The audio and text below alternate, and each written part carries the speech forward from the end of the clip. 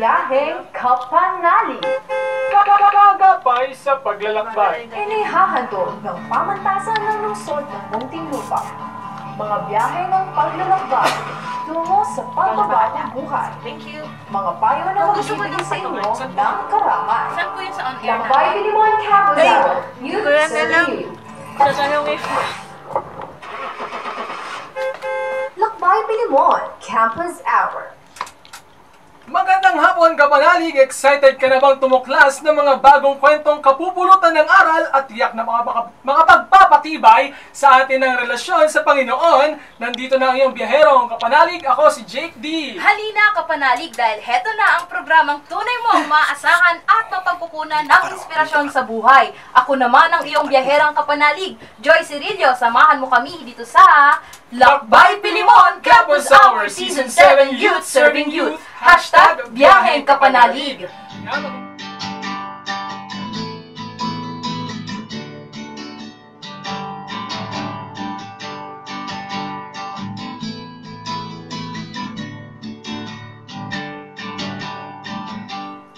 Efeso, Kapitulo 2, versikulo 8 hanggang 10.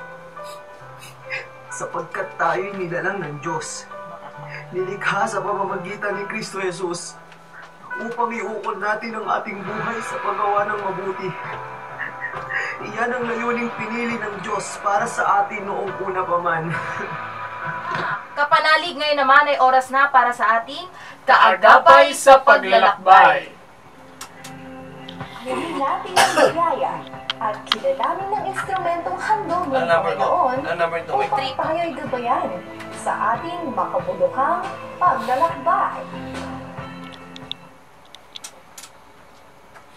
Ito na ang simula ng isang maliwanag at bukas na samahan kayo upang harapin ang ating mga problema at pangangailangan sa buhay.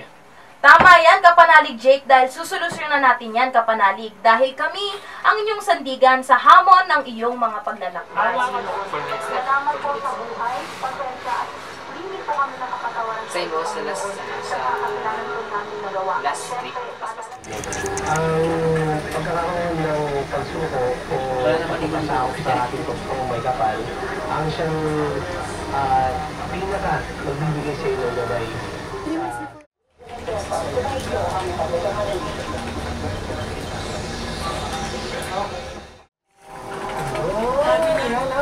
Bisan pagbasa slide.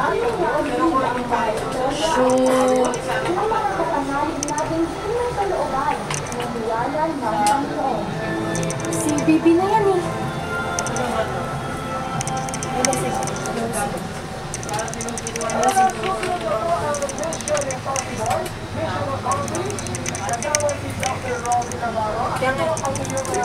Kasi nag-play yan.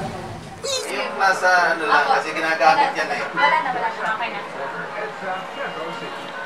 Labas mo yung win up kanina. Yung dating ko. Wala na, i-next ko na. Tapos na. I-next mo? Kasi madalas yung ginagamit kasi. Ano yan?